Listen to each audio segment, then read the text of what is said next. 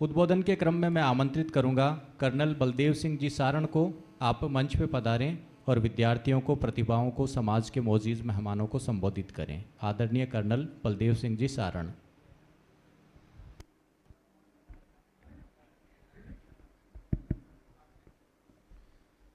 परम सम्मानित मंच, नागौर और उसके आसपास के क्षेत्रों से आए हुए भाइयों और बहनों और प्यारे बच्चों, मैं जाखड़ साहब का बहुत बहुत धन्यवाद करना चाहूँगा कि मुझे और कर्नल हुड्डा साहब को जोधपुर से यहाँ आमंत्रित किया और आप लोगों के बीच में उपस्थित होने का मौका दिया और हमारी जो बातें हैं आप तक पहुँचाने के लिए हमको एक अपॉर्चुनिटी दी। मैं जोधपुर ज़िले के आगोड़ई गांव से आता हूं। आपने सभी आगोड़ई गांव को देखा होगा, जोधपुर से जैसलमेर जाते हैं तो बीच में आता है। किसान परिवार से हूं। हमारे यहाँ पे ज़मीन में पानी नहीं है जैसे आपके यहाँ पे हैं। सूखा पड़ता है, अकाल पड़ता है। हमारे पिताजी और हमारे दादाजी, पहले और बाद में पिताजी बलदेवराम जी मिर्धा के उन भाषणों से बहुत प्रभावित रहते थे कि बच्चों को पढ़ाओगे तो तुम्हारा परिवार का फ्यूचर है, नहीं पढ़ाओगे तो आगे कोई फ्यूचर नहीं है। गांव से कोई पढ़ने के लिए शहर नहीं भेजता था।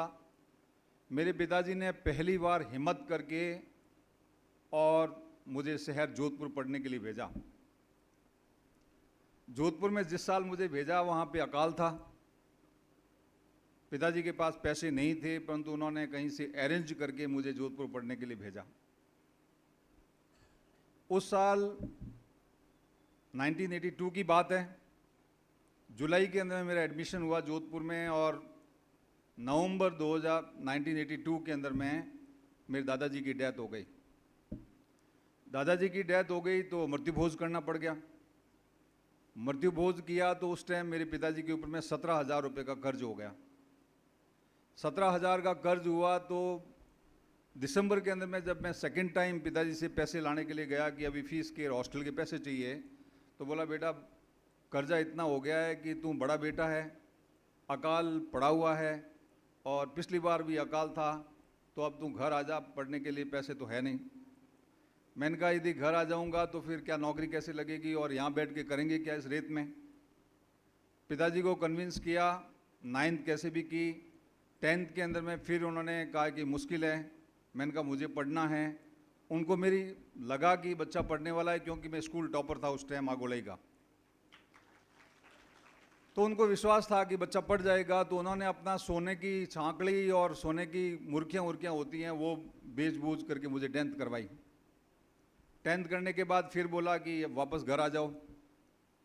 मैंने कहा अब घर आ जाएंगे तो नौकरी नहीं लगेगी, तो मैंने कहा 11th करवाओ। उन दिनों के अंदर में 11th होती थी, उसके बाद यूनिवर्सिटी में डायरेक्ट एडमिशन होते थे, 12th नहीं होता था।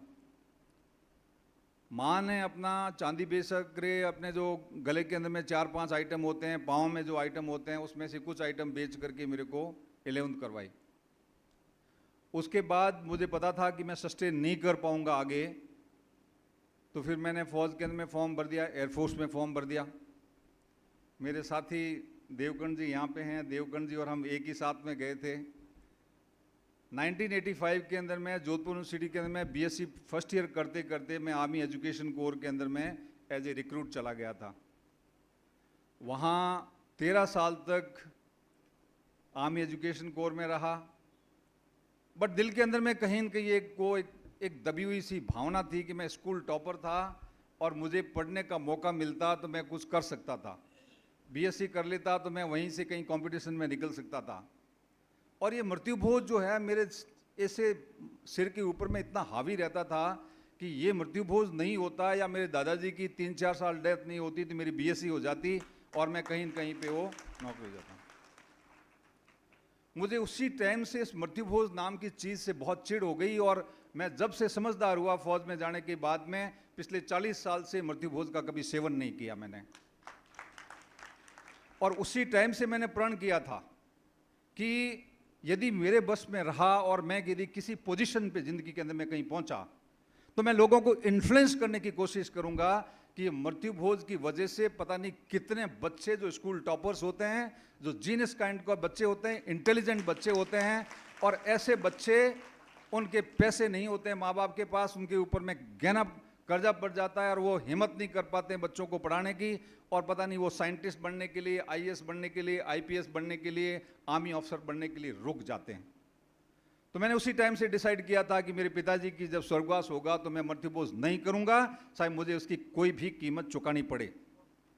यहाँ पे आप लोग जबरदस्त समझदार हैं, नागौर के अंदर में एजुकेशन बेटर है, नाथुराम जी मिर्जा साहब का और बलदेव जी मिर्जा साहब का यहाँ इन्फ्लुएंस ज़्यादा है, आप लोग समझदार हो। हमारे वेस्टर्न राजस्थान के अंदर में जोधपुर से पश्चिम होने के बाद में मृत्यु भोज नहीं करना एक बहुत बड़ी चीज़ हो जाती है कि मृत्यु भोज नहीं किया, खर्च को करियो डोकरे रे डोकरे उन खेलड़ी माते टोंगन बैठा दियो इन वो तो बाप तो घूमतो रही अटे वो तो ओगती हो पर फिर वो करी एड़ी एड़ी लैंग्वेज में गाँव में यूज़ करे।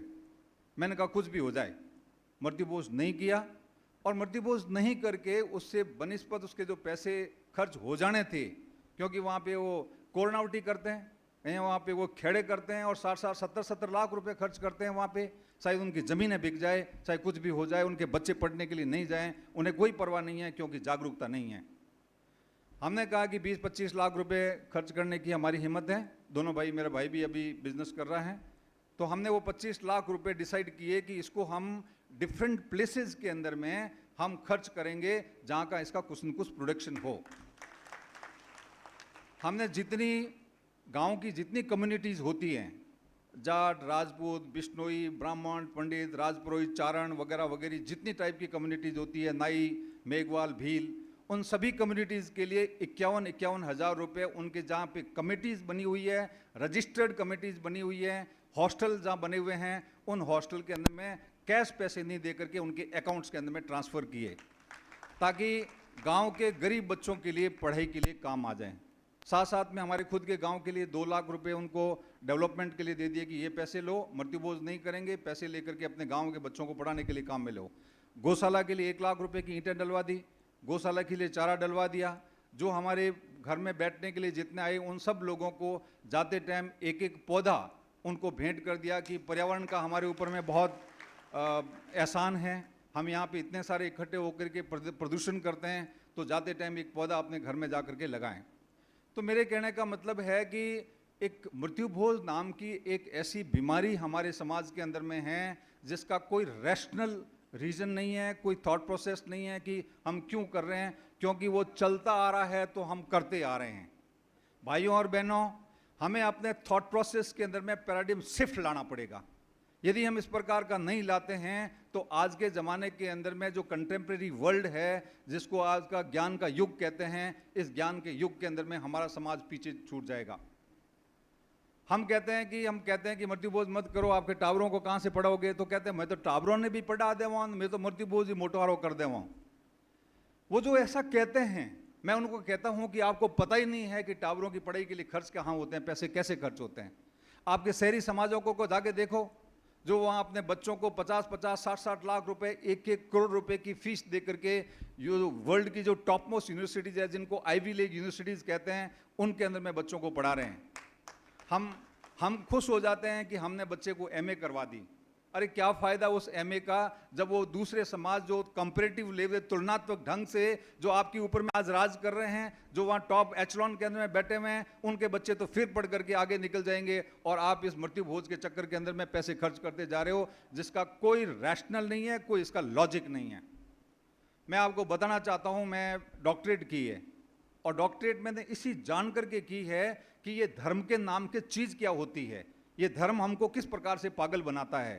तो हमने ये comparative study of Hinduism, Islam and Christianity को पढ़ा मैंने, और उसी के ऊपर मैं डॉक्टरेट की। उस डॉक्टरेट के अंदर में मेरा ये चक्कर था कि ये जो हम जितने रीति रिवाज करते हैं, जितने पाखंड करते हैं, जो हम इतने सारे श्राद्ध करते हैं, ग्यारस करते हैं, पूनम करते हैं, जगराता दिलाते हैं, गंगा जी भेजते हैं बच्चों को, और इतने लाखों रुपए हम लोग इसके ऊपर में खर्च करते हैं, क्या इसका कोई साइंटिफिक अर्थ है, कोई इसका रीज़न है? मैंने पाया कि इसका कोई साइंटिफिक बेस नहीं है।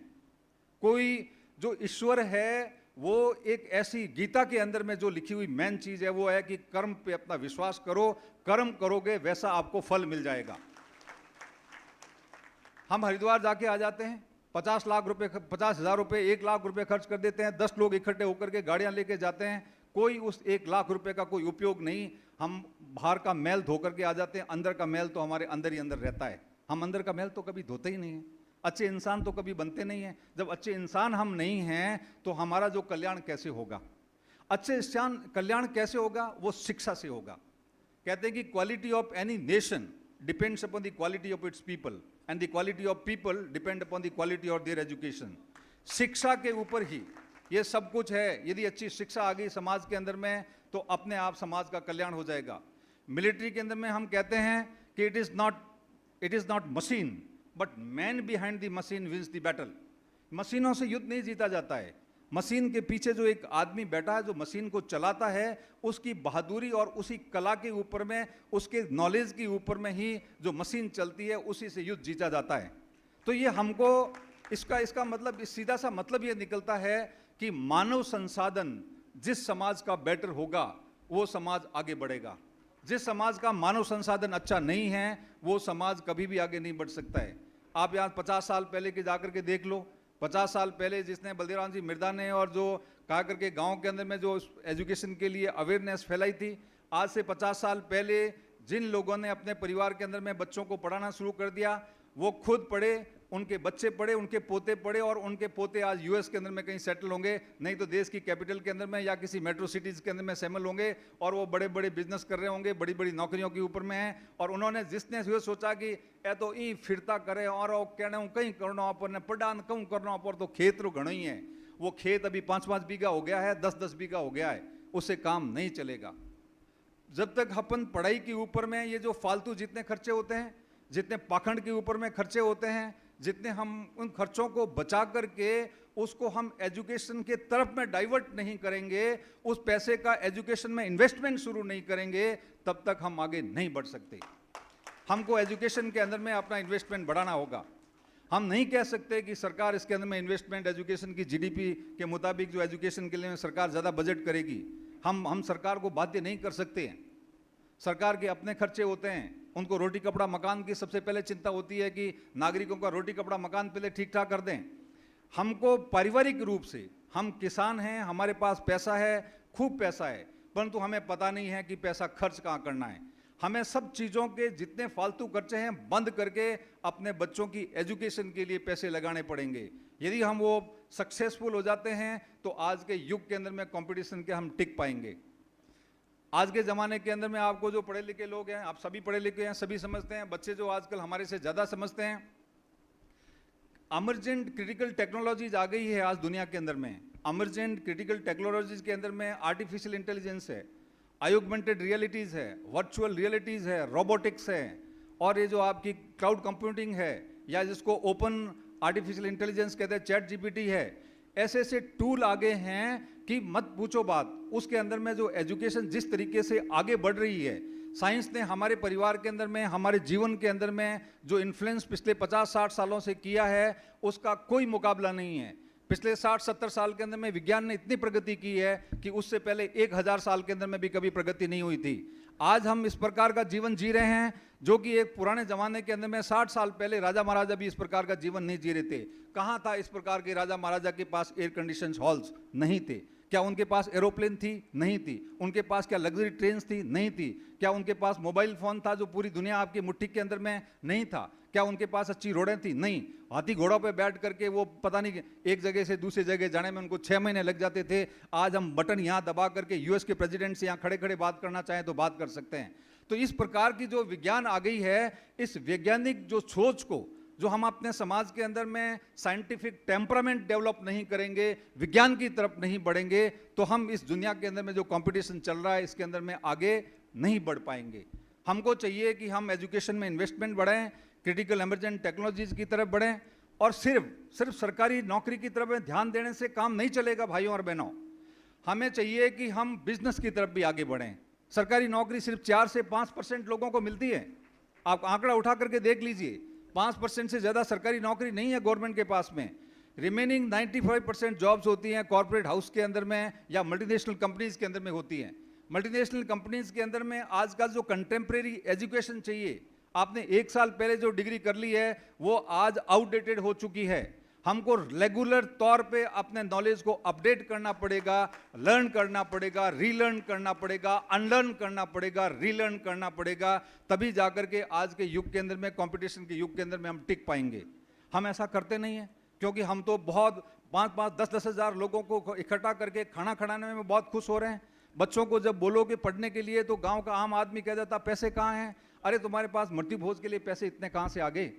अब मैं आपसे पूछना चाहता हूं कि एक गांव के अंदर में, आप सभी सम्मानित महानुभाव यहां पे बैठे हो, एक गांव के अंदर में कितनी डेथ होती है? एक साल के अंदर में कितनी डेथ होती है आप बताओ? 20 एक होती है। आप चलो 20 को छोड़ो, 10 डेथ तो होती होगी। एक डेथ के ऊपर में मृत्यु भोज में हम कितना खर्चा करते हैं? कितना खर्चा करते हैं? 5 लाख करते हो। चलो 5 लाख नहीं, हम गरीब से गरीब आदमी को हम मान लें 3 लाख रुपए खर्चा करता है। 3 लाख से नीचे तो मृत्यु भोज हो नहीं सकता है। तो 3 लाख रुपए यानी कि 10 डेथ होती है एक गांव में, 3 लाख रुपए एक डेथ पे खर्चा होता है। 30 लाख रुपए एक गांव के अंदर में एक साल के अंदर में खर्चा होता है। नागौर जिले के अंदर में 1891 विलेजेस हैं, 1891 विलेजेस हैं नागौर जिले के अंदर में। जोधपुर जिले के अंदर में 1835 विलेज हैं। बाड़मेर जिले के अंदर में 2991 विलेजेस हैं। ये ऐसे ऐसे 10 जिले हैं जो हैं इस मृत्यु भोज के अंदर में चक्कर में पड़े हुए हैं। यदि मैं अब सिर्फ नागौर जिले की बात करूं, जिसमें 1800 गांव की बात करूं, तो 1800 को 30 लाख से मल्टीप्लाई करते हैं तो 550 करोड़ रुपए आते हैं। ये 550 करोड़ रुपए कहां से आ गए हमारे पास में? बच्चों को पढ़ाने के लिए बोलते हैं तो पैसे नहीं है, उनको बोल दो कि रशिया भेज करके, उनको चाइना भेज करके, यूएस भेज करके पढ़ाई करा दो तो पैसे नहीं है। हम 550 करोड़ रुपए एक जिले के अंदर में खर्च कर रहे हैं। 550 करोड़ रुपए के अंदर में ऑक्सफोर्ड जैसा, हार्वर्ड जैसा, कैम्ब्रिज जैसा, प्रिंसटन जैसा पता नहीं कैसे कैसे विश्वविद्यालय यहाँ पे खड़े हो जाएंगे। यदि ऐसी विश्वविद्यालय यदि यहाँ पे हम खड़े कर दें तो यहाँ से बच्चे जो पढ़ करके निकलेंगे पूरी दुनिया के ऊपर में राज करेंगे। हम ऐसा क्यों नहीं कर सकते?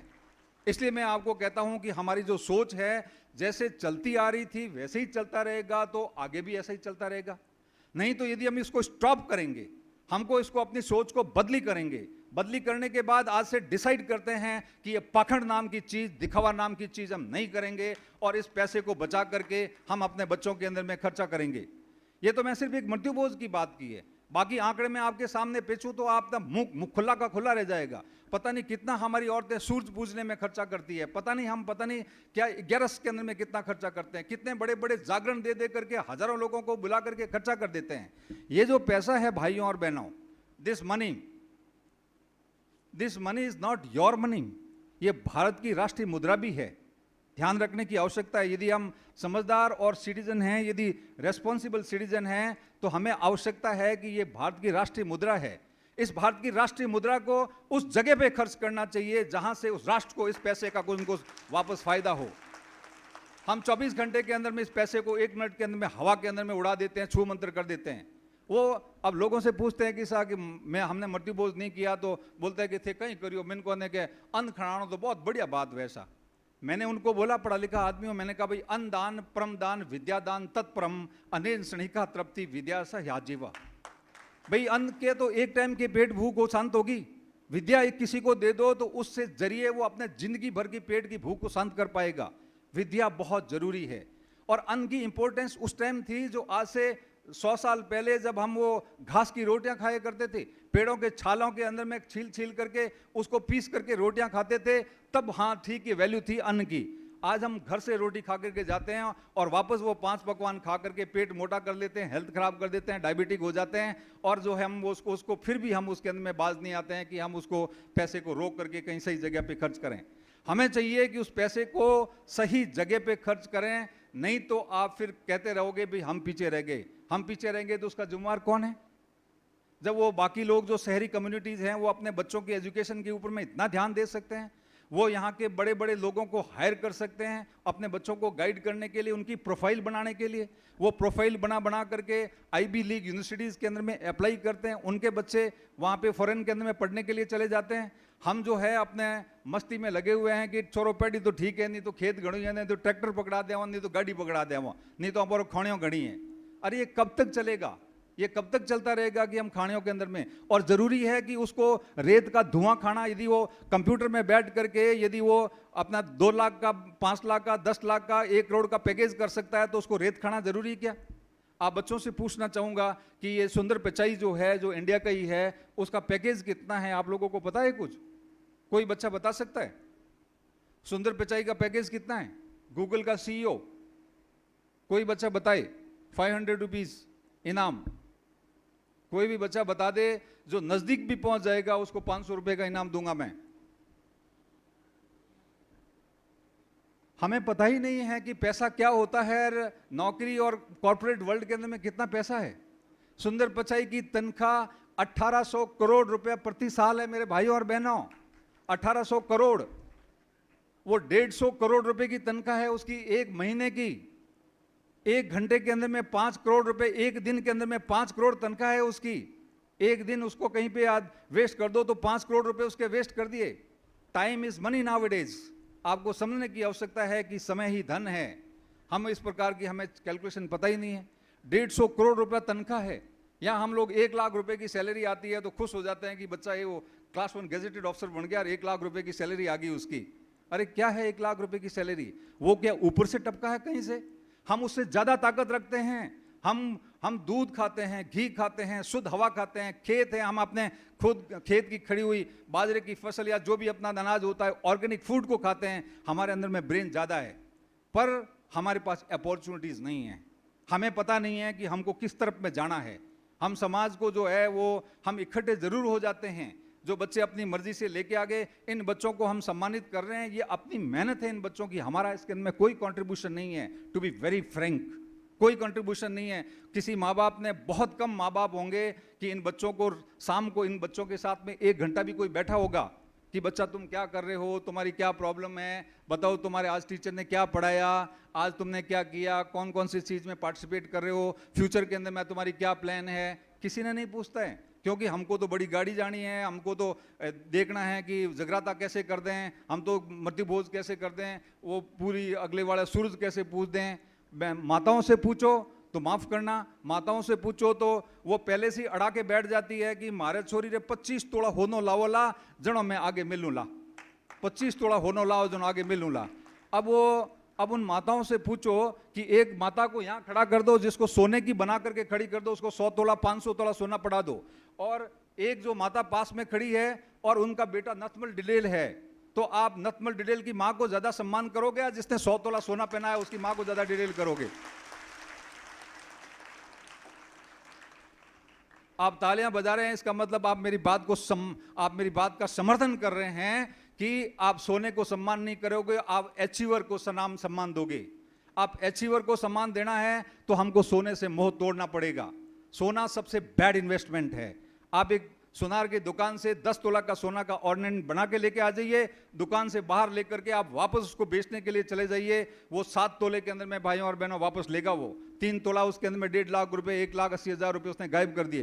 कैसा वो तो काटना पड़े सा, और तुम्हें पाछो लेवा जो मन तो करना पड़े। तो ये हमको समझने की आवश्यकता है, हमको अपने ये सब चीज़ों के ऊपर में क्रिटिकली सोचने की आवश्यकता है। हम यहाँ बैठ करके, सिर्फ यहाँ बैठ करके बातें करके, चाय पी करके, बच्चों को धन्यवाद दे करके, सब लोगों को बुला करके उनके हाथों से सम्मान देने से काम नहीं चलेगा। हमारी पूरी सोसाइटी को, पूरी कम्युनिटी को we have to think differently. हमको आजकल के ज़माने के अंदर में डिफरेंट तरीके से सोचना पड़ेगा। हमारे बच्चे जो गरीब परिवारों के बच्चे हैं वो पढ़ नहीं पाते हैं, क्यों नहीं हम जब हजारों लाखों रुपए का डोनेशन जब हम किसी बड़े मंदिर बनाने के लिए दे सकते हैं, तो हम जाट समाज का एक विद्या कोष क्यों नहीं बना सकते? उसके अंदर में 1,000 करोड़ रुपए इकट्ठा क्यों नहीं कर सकते हैं? यदि आप किसी मंदिर को बनाने के लिए आप 500 करोड़ रुपए इकट्ठा कर सकते हैं, मैं समझता हूं विद्या का भी इसी प्रकार से कोष बन सकता है 500 करोड़ रुपए का। और उस 500 करोड़ का कोष बनने के बाद कोई भी बच्चा, गरीब से गरीब बच्चा भी पढ़ाई से वंचित नहीं रहेगा। उसको पता है कि मैं यहां से पैसे ले लूंगा, जब मैं कामयाब होऊंगा तो पैसे वापस दे दूंगा, और आवश्यकता नहीं है उसको किसी प्रकार का बाध्य नहीं होना चाहिए कि तुमको वापस देना है पैसा। वो कोष है, समाज का कोष है, पैसा इकट्ठा किया हुआ है, बेटा लो और पढ़ो। हर बच्चे के अंदर में कॉन्फिडेंस आ जाएगा और वो पढ़ना शुरू कर देगा। हमको एक इस प्रकार की सोच को डेवलप करना है कि भैया सरकारी नौकरियों से काम नहीं चलेगा। सरकारी नौकरियां सिर्फ 5% लोगों को मिलती है, 95% को हमको इस प्रकार की नौकरी कॉर्पोरेट वर्ल्ड के अंदर में करना है, तो हमको अपनी स्किल डेवलपमेंट के लिए कुछ करना पड़ेगा। जितने बड़े हॉस्टल्स है उसके अंदर में स्किल डेवलपमेंट सेंटर को खोलने की आवश्यकता है, ताकि हम बच्चों के अंदर में जो कंटेम्प्रेरी स्किल है, उस समय की मांग के मुताबिक जो स्किल बच्चों को चाहिए जॉब के लिए, वो जॉब बच्चों को दे सकते हैं। हम बच्चों को जब जॉब के लिए भेजते हैं तो वहां पे जॉब के लिए मना कर दिया जाता है, कहते हैं कि भाई ये बच्चे को मना क्यों किया, तो वो उनका कॉर्पोरेट वर्ल्ड का सीधा आंसर होता है, these children are not job ready children, these children are not job ready children. Job ready children का मतलब क्या होता है कि उनको उस जॉब के मुताबिक कोई स्किल उनके अंदर में नहीं है।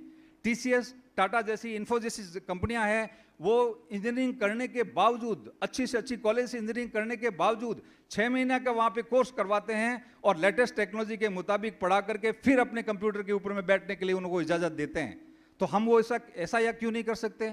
यहाँ बैठ करके हम अपने यहाँ पे स्किल डेवलपमेंट सेंटर डेवलप क्यों नहीं कर सकते? हॉस्टल बहुत हो गए, अभी हमको चाहिए कि समाज के स्किल डेवलपमेंट सेंटर्स बनाया जाए, हमको चाहिए कि समाज के लिए एंटरप्रेन्योर डेवलपमेंट सेंटर बनाया जाए, समाज के जितने बिजनेसमैन हैं उसको एंटरप्रेन्योर सेंटर से उनको जोड़ा जाए, उनसे रिक्वेस्ट किया जाए कि आपकी जो फर्म है, कंपनीज है, उसके अंदर में हमारे बच्चों को आप लगाओ, और आपको किस प्रकार की स्किल की रिक्वायरमेंट है, आपको कंप्यूटर ऑपरेटर चाहिए कि आपको ड्राइवर चाहिए कि आपको टर्नर चाहिए कि आप फिटर चाहिए कि आपको बड़े लेवल का मैनेजर चाहिए, कि हम सब प्रकार के मैनेजर समाज के बच्चों को लेके आएंगे, उनका स्किल डेवलपमेंट करेंगे, आपकी रिक्वायरमेंट के मुताबिक बच्चों को तैयार करके देंगे, आप हमारे बच्चों को नौकरी लगाओ। तो यहाँ पे आप यदि 5% लगा सकते हो तो उन 5% यदि नौकरी में लग जाएंगे तो बाकी वाले जो कॉर्पोरेट वर्ल्ड के अंदर में पहुंच जाएंगे। तो इस प्रकार से हम ज़्यादा से ज़्यादा आगे बढ़ सकते हैं। इन चीज़ों के ऊपर में हमको सोचने की आवश्यकता है। बच्चों को मैं बताना चाहूँगा लास्ट के अंदर में कि हर एक बच्चा जो पैदा होता है वो जीनियस होता है, हर एक बच्चा जीनियस होता है। मैं नहीं कह रहा हूँ, ये अल्बर्ट आइंस्टीन जैसा साइंटिस्ट ने कहा है, एडिसन जैसे साइंटिस्ट ने कहा है कि हर एक बच्चा अपने आप में जीनियस होता है, पर वो जीनियस लेवल तक की अचीवमेंट क्यों नहीं कर सकता? क्योंकि उसको एनवायरनमेंट नहीं मिलता है। एनवायरनमेंट मिलता है, ये रड़िया साहब बैठे यूएस में जाकर के ये नैनो टेक्नोलॉजी को वहाँ पे जाकर के ठीक कर दिया और यहाँ हम नहीं कर पा रहे हैं। क्यों? ये भी यहीं पे जोधपुर के भोपालगढ़ के अंदर में ही पैदा हुए हैं, ये तो ऊपर से नहीं टपके हैं। तो ये जीनियस हैं, क्यों? क्योंकि उनको एनवायरनमेंट मिल गया इस प्रकार का। हम एनवायरनमेंट दे नहीं पाते हैं, इसलिए बच्चे अंदर में जो उसके अंदर में पोटेंशियल है वो पूरे पोटेंशियल को डेवलप नहीं कर पाते हैं। हमें चाहिए कि हम बच्चों के लिए इस प्रकार का एनवायरनमेंट क्रिएट करें, उनको बाहर भेजें, उनको एक्सपोजर दें। तो आपको समझने की जरूरत है कि ठीक है माँ बाप अनपढ़ है, कोई बात नहीं, पर मेरा फर्ज बनता है, मैं अभी परिवार से बाहर निकला हूं या निकली हूं, तो मैं अपने परिवार का नाम रोशन करने के लिए अपनी पूरी शक्तियां अपने विकास के लिए लगा दूंगा। हर एक बच्चा एक नॉर्मल शख्स के रूप में पैदा होते हैं, पर कुछ जो है वो शख्स बन करके ही रह जाते हैं और कुछ शख्सियत बन जाते हैं। आपको आपके ऊपर है कि आप शख्सियत बन करके वापस जाना चाहते हो भगवान के घर, या नॉर्मल शख्स बन करके आयाराम गयाराम की जिंदगी जी करके जाना चाहते हो। यदि आप शख्स बन करके आए हो और आप सोच लिया आपने कि मुझे शख्सियत बनना है, दुनिया की कोई ताकत आपको शख्सियत बनने से रोक नहीं सकती है। और यदि आप ऐसा चाहते हैं तो मेरे साथ में एक बार जरूर इस नारे को बुलंद किए और अपनी कॉपी के अंदर में फर्स्ट पेज में जरूर लिखें। बोलो बच्चों, शख्स बन के आए हैं। जोर से बोलो, शख्स बन के आए हैं, शख्सियत बन के जाएंगे। शख्स बन के आए हैं, शख्सियत बन के जाएंगे। नोट कर लो अपनी कॉपी के ऊपर में, और इसी रास्ते के ऊपर में आप चल पड़े आज से ही, तो आप एक अपने को डायरेक्शन मिल जाएगी। आपके कॉपी पे लिखा होगा, घर में दीवार पे लिखा होगा, स्टडी टेबल के सामने लिखा होगा, तो आप कभी भी रास्ता नहीं भटकोगे। वो आपको एनर्जी देगी वो लाइन कि मैं तो शख्सियत बनना है, मैं गलत काम कैसे कर सकता हूँ, मुझे तो शख्सियत बनना है, मैं टाइम को वेस्ट कैसे कर सकता हूँ, मुझे तो शख्सियत बनना है कि मैं अपने सोशल मीडिया के ऊपर मैं टाइम कैसे बर्बाद कर सकता हूँ। पुराने ज़माने के कहते थे कि you tell me about your friends and I will tell about your future. आप मुझे अपने दोस्तों के बारे में बताओ, मैं आपके फ्यूचर के बारे में, आपके भविष्य के बारे में बता दूंगा। आज के ज़माने के अंदर मैं बच्चों को एड्रेस करने के लिए जाता हूं तो मैं कहता हूं कि you tell me about your social media history of last 2 months। You tell me about the social media history of 2 months, I will tell your future. आप अपने 2 महीने की सोशल मीडिया हिस्ट्री बता दो कि 2 महीने आपने वो सोशल मीडिया के ऊपर में कितना समय कौन सी वेबसाइट को दिया है, कौन से चैनल को दिया है। मैं आपको बता दूंगा कि आप कौन से रास्ते पे जा रहे हो और आप क्या बनने वाले हो। मैं आपको लिख कर स्टाम्प पेपर के ऊपर में दे सकता हूँ। Unless you change your critical thinking. आज अपने विचारों को जब तक बदली नहीं करेंगे, हम उस विचारों को बदली करके उसके ऊपर में एक्शन लेना शुरू नहीं करेंगे, तब तक हम कोई बदलाव नहीं ला पाएंगे। हमें चाहिए कि हमें इस प्रकार के बदलाव लाने के लिए हम अपने सोच विचार को बदली करें और उसके ऊपर में एक्शन प्लान बनाएं, तब जाकर के समाज आगे बढ़ सकता है। इसी के साथ साथ में मैं जहाँ भी जाता हूँ एक मृत्यु भोज के कैंपेन चला रखा है कि मृत्यु भोज जो नहीं खाना चाहते हैं, ठीक है, समाज के अपने नियम होते हैं, बुजुर्ग होते हैं, उनको हम उनका निरादर नहीं कर सकते हैं। समाज की परिपाटी को चेंज करने में बहुत टाइम लगता है। आप पूरे गांव को एक साथ में बदली नहीं कर सकते, परंतु आप अपने खुद को तो बदली कर सकते हो। यदि आप खुद को बदली कर सकते हो तो जो मेरे साथ में है कैंपेन के अंदर में, वो इसके अंदर में अपना साइन करे कि भाई दुनिया से एक मृत्यु भोज खाए, कुछ भी करे, मैं मृत्यु भोज नहीं खाऊंगा। जब हम खाने वाले अपने आप कम हो जाएंगे, एक गांव के अंदर में 500 में से 400 लोग मृत्यु भोज नहीं खाएंगे, तो जो बनाने वाला है वो भी सोचने के लिए मजबूर हो जाएगा कि हकरा हकरा आदमी ने, कलेक्टर साहब, एसडीएम साहब, प्रोफेसर साहब, ए तो आवे जका खावी को नहीं, वहाँ पे गाँव में बैठा जो कौन खड़ाम कहीं कह रहा हूँ पे। अपने आप लोग सोचना शुरू कर देंगे कि बाहर के बड़े बड़े लोग आते हैं, वो तो मृत्यु भोज खा ही नहीं रहे हैं, तो हम क्यों पैसा बर्बाद करें। लोग तो दिखावे के लिए करते हैं कि फलाना कलेक्टर साहब को उससे कोई प्यार नहीं है, उसको दिखाना है कि कलेक्टर साहब मेरे घर आएंगे तो ओहो मेरा बहुत बड़ा नाम होगा, इसीलिए वो पता नहीं कौन कौन से बढ़ चढ़ करके अपने औकात से बढ़ करके पैसा खर्च करते हैं।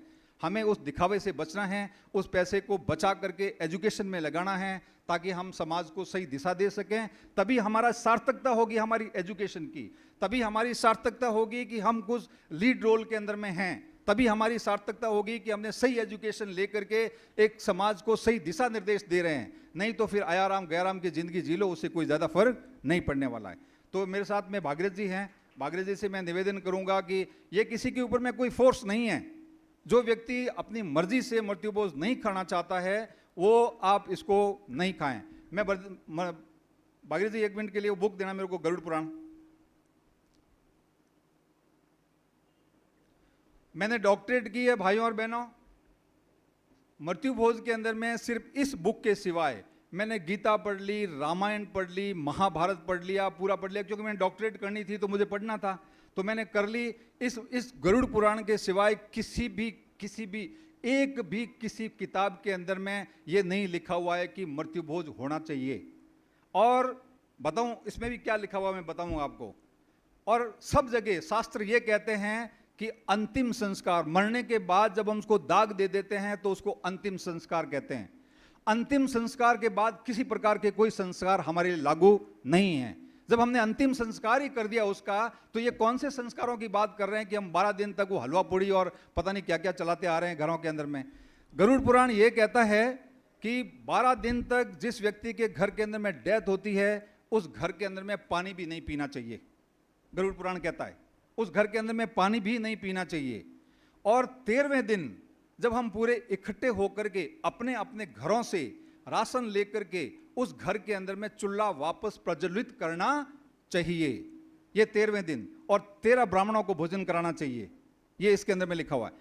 अब वो 13 ब्राह्मणों के लिए भी जो मॉडर्न टीपाकार है, जो इसकी सर्वे करते हैं, या जो पढ़े लिखे जो ब्राह्मण हैं या जो भी लोग हैं, वो कहते हैं कि ठीक है, कोई गरीब आदमी है तो 13 ब्राह्मण को भोजन नहीं करा सकता, तो 1 ब्राह्मण को भोजन करा दो, ये इसके अंदर में लिखा हुआ है। और फिर भी हम उसको पता नहीं किस प्रकार की हम जो है ना पुराने सिस्टम का या पुराने वो हमारे तरीकों का, या कहते हैं कि हमारे पौराणिक सिस्टम चला रहा, उसके ऊपर में वो हम उसको पकड़ करके बैठ गए। कहाँ था, मैं 57 ईयर्स का हो गया हूँ, मैंने अपने गांव के अंदर में ये खाटा खींचड़ा खा करके भी मौत के ऊपर में और देखा है। खाटा खींचड़ा खा करके बारातें चढ़ जाती थी, लोगों के पास पैसे नहीं होते थे तो कहाँ से आते थे। उसके बाद स्लोली वो लापसी शुरू की, तो वो लाठी गुड़ की, वो काला सा गुड़ आता था, उसकी लापसी बनाते थे। उसके बाद में फिर गुड़ डालना शुरू किया, उसके बाद चीनी डालनी शुरू की, उसके बाद गुड़ का हलवा शुरू किया, उसके बाद चीनी का हलवा शुरू किया, उसके बाद में फिर नुक्तियाँ और वो शुरू कर दी, उसके साथ पुड़ियाँ शुरू कर दी। और अभी तो कहीं कहीं जगह पे ऐसा देखा जाता है कि 12 दिन तक एकदम प्रॉपर एकदम टाइप्ड मीनू होता है, डिजिटल कार्ड इशू होते हैं, उस मीनू के अंदर में लिखा जाता है फर्स्ट डे ये भोजन, सेकेंड डे ये भोजन, 12वें दिन ये भोजन। हमें कहाँ जा रहे हैं, किस डायरेक्शन में जा रहे हैं?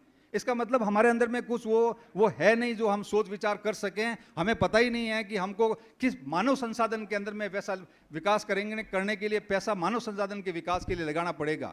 यदि मानव संसाधन में नहीं लगाओगे तो हमारा कोई कल्याण होने वाला नहीं है। तो मैं भागीरथी से निवेदन कर दूंगा कि ये डायरी जो चारों पांचों डायरियां हैं वो उनके बीच में जहाँ भी आप ये सम्मेलन खत्म होने के बाद जब भी बच्चियाँ जो बुजुर्ग भाई बहन हैं वो जो साइन करना चाहें ज़रूर साइन करें, ताकि हम इस कैंपेन को आगे चला सकें। सोशल मीडिया, ये पर्ची आप जब रेड पर्ची अपने पास लोगे तो फेसबुक के अंदर में या सोशल मीडिया के अंदर में इसको ज़रूर लिखें कि मैंने आज से मृत्युबोध करना छोड़ दिया है, ताकि दूसरे लोगों को भी पता लगे। सोशल मीडिया बहुत पावरफुल है आज के ज़माने के अंदर में, लोगों के पास मैसेज जाएगा, उस मैसेज के माध्यम से लोग देखेंगे कि हाँ ये बहुत गलत आदत है, इसलिए अच्छे अच्छे पढ़े पढ़े लोग इसको छोड़ रहे हैं, तो बाकी लोग भी इसको छोड़ने के अंदर में आगे आएंगे। भाइयों और बहनों, मैंने आपका ज़्यादा समय ले लिया। मैं साहब को, जाखड़ साहब को और आप सभी को बहुत बहुत धन्यवाद देना चाहूँगा कि मुझे इतने लंबे तक आप लोग बैठ करके सुना और मुझे यहाँ बुलाया, बहुत सम्मान दिया। बहुत बहुत धन्यवाद, मेहरबानी, शुक्रिया। बहुत बहुत धन्यवाद सारण साहब। मैंने कार्यक्रम के शुरुआत में एक बात कही थी कि ये महज पुरस्कार वितरण समारोह नहीं है, ये एक चिंतन शिविर है ये, और 5 घंटे तक हम लोगों की साधना है ये। जितना ज़्यादा आप बचा सकते हो उतना एब्जॉर्व कर लो, इससे बेहतरीन बातें जो है आपको सुनने को कभी मिलेगी नहीं, ये मैं दावे के साथ कह सकता हूँ। तो एक बार जोरदार मंच के लिए तालियों के साथ में जय हो जाए। एजुकेशन की ताकत की वजह से दिल्ली विश्वविद्यालय में पढ़ा रहे हैं, वहाँ के लोगों के साथ में बैठ रहे हैं, वहाँ की चीज़ों के बारे में क्रिटिकल थिंकिंग चलती है। इसलिए ऐसे विषय जो कंटेम्प्रेरी दुनिया के अंदर में चल रहे हैं, बाकी समाज अपने अपने समाजों को आगे बढ़ाने के लिए कर रहे हैं, हम नहीं कर रहे हैं। इसके ऊपर में हमें विचार करना आवश्यक है। दूसरा, मैं माइक तो इसलिए लिया था कि खोजा साहब ने कहा कि उन लोगों ने हरिद्वार के ऊपर में हमारे बच्चों को अपोज किया कि तुम यहाँ मत आओ, यहाँ से भाग जाओ, मारने पीटने के लिए दौड़े। मैं आपको बताऊं, सन 1985 में मैं फौज में गया था, पिताजी के ऊपर में कर्ज था, तो 5 साल मेरे को कर्ज उतारने में लग गया। 90 के अंदर में मेरा गौना होना था, शादी तो बचपन में हो गई थी, तो गौना होना था, तो कर्ज उतार दिया पूरा। तो पिताजी ने कहा बेटा बहुत धन्यवाद, तेरी नौकरी लग गई, कर्ज उतर गया, अब तू ऐसा कर कि एक जागरण दिला देते हैं हरिद्वार जाकर के, और जो है उसके बाद में अपन तेरा मुकलावा करा देंगे। तो अब देखो कि मेरे बड़े दादाजी, उनकी डेथ 1972 में हुई थी, और मेरे रियल दादाजी जो मैं जोधपुर में पढ़ने गया था 1982 में डेथ हुई। तो 1972 के जो मेरे दादाजी थी, उनकी अस्थियां, हड्डियां मेरे घर के बाहर में एक खेजड़ी के नीचे खड्डे में डाली हुई थी। 82 के अंदर में दादाजी की डेथ हुई, उनकी हड्डियां भी उसी खेजड़ी के नीचे रखी हुई थी। तो मैं समझता हूं कि वो 18 साल तक एक हड्डी पड़ी रही और एक जो है 8 साल तक पड़ी रही। उन 18 साल और 8 साल के अंदर में हमको किसी प्रकार की कोई तकलीफ नहीं दी, तो मैं सकता हूं कि 18,000 साल भी वो हड्डियां वहीं पड़ी रहती तो हमें कोई तकलीफ नहीं देती। अब रही बात कि मैं वहां जाता हूं, अब मैं जिस बात को आपको बताने जा रहा हूं बड़ी आपको आंखें खोलने वाली होगी। मैं वहां गया, मैं फौजी आदमी हूं, उस टाइम मैं एल्टीट्यूड में पोस्टेड था, -60 डिग्री टेम्परेचर के अंदर में। वहां पे जो आलू टमाटर होता है उसको भी फरसी से काटना पड़ता है, -60 डिग्री टेम्परेचर में पोस्टेड था। जब मैं वहां गया तो वो इतनी मेहनत से कमाया हुआ पैसा, एक पैसा छूटता नहीं है जेब से। तो उसमें गया तो पंडित जी ने बोला कि भाई आपको तो माताजी पिताजी को साथ में लेके आए हो और ये 2 दादाजी की हड्डियां भी लेके आए हो, तो तुमको तो इसके अंदर में एक ऊंट लिखवाना पड़ेगा। तो तुम राजस्थान के हो, वेस्टर्न राजस्थान के, ऊंट लिखना पड़ेगा, इसमें 11,000 रुपये तो तुमको देने पड़ेंगे। मैंने कहा बाबा जी क्या बात कर रहे हो, 11,000 रुपये कहाँ से लाऊंगा, मैं तो ऐसे ही, मैं पिताजी माताजी को साथ में लाया हूँ स्नान करने के लिए हरिद्वार के अंदर में। तो बोला नहीं नहीं नहीं इसके बिना तो नहीं होगा। तो वो तुनक करके बैठ गया, खाता बंद कर दिया और पीछे बैठ गया। मैंने कहा भाई लेना है तो 500 रुपये है, मेरे पास में कोई 11 है ना कोई बात है। तो उसमें वो एकदम गुस्सा हो गया, ये हो गया, आपको पता नहीं है आजकल पढ़ाई कितनी महंगी हो गई है। उस गुस्से के अंदर में उसने निकाल दिया कि मेरा बच्चा, मेरा बेटा लंदन स्कूल ऑफ इकोनॉमिक्स में पढ़ता है। 90 की बात है साहब, ये सन 90 की बात है। मेरे जो पंडित जी जो मेरी खाता लिख रहे थे, उनका बेटा लंदन स्कूल ऑफ इकोनॉमिक्स के अंदर में पढ़ रहा था, जो कि इंडिया के अंदर में हर साल के अंदर में आज थोड़े ज़्यादा लगने चाहिए, उस आज 2-4 साल के अंदर में एक आधा ही पहुँचता था। क्यों? उनके पास पैसे थे। क्यों? उनके पास में अच्छे से कॉन्वेंट स्कूल में पढ़ाने के लिए उनके पास में खूब पैसे थे। हम हल्लो मुंडो ढूंढ रहे रहे, कमान ऑपे ले जान उठे टेको और बस ऐसे बे तो बे राज करता रहे और ऑपे ऐसे ऑपर टाबर मिर्चो ही खाने को मिले नहीं, फटूड़ा टाबरिया उन कार्यों देवड़ा निकरिया पेवड़ा पढ़ाई करने जावे। तो हमें ये सोचने की जरूरत है, हमको इसको एक तरह से मन को उद्वेलित करने की आवश्यकता है कि हम क्या कर रहे हैं, हम किस तरफ में जा रहे हैं, क्यों आवश्यकता है, क्या है, भगवान के अंदर में इतनी कोई ताकत होती तो वो वहाँ पे हरिद्वार जो गए अपने जसपाल जी मिर्जा साहब वगैरह, उनका पूरा परिवार जो है उसके अंदर में बह करके चला गया, उनकी अभी तक अस्थियां तक नहीं मिले, उनकी बॉडियां तक नहीं मिली है। तो यदि भगवान में ताकत होती तो हजारों लोग वहाँ गए हुए थे, भगवान उनको बचा नहीं सकते थे क्या? अरे भगवान में कुछ ताकत होती तो 1947 से पहले भी भगवान हमारा कुछ कल्याण कर देते। तो ये हमको आवश्यकता है सोचने की कि हमको स्पिरिचुअलिज्म की तरफ में जाना है, परंतु हमको पाखंड की तरफ नहीं जाना है। धन्यवाद।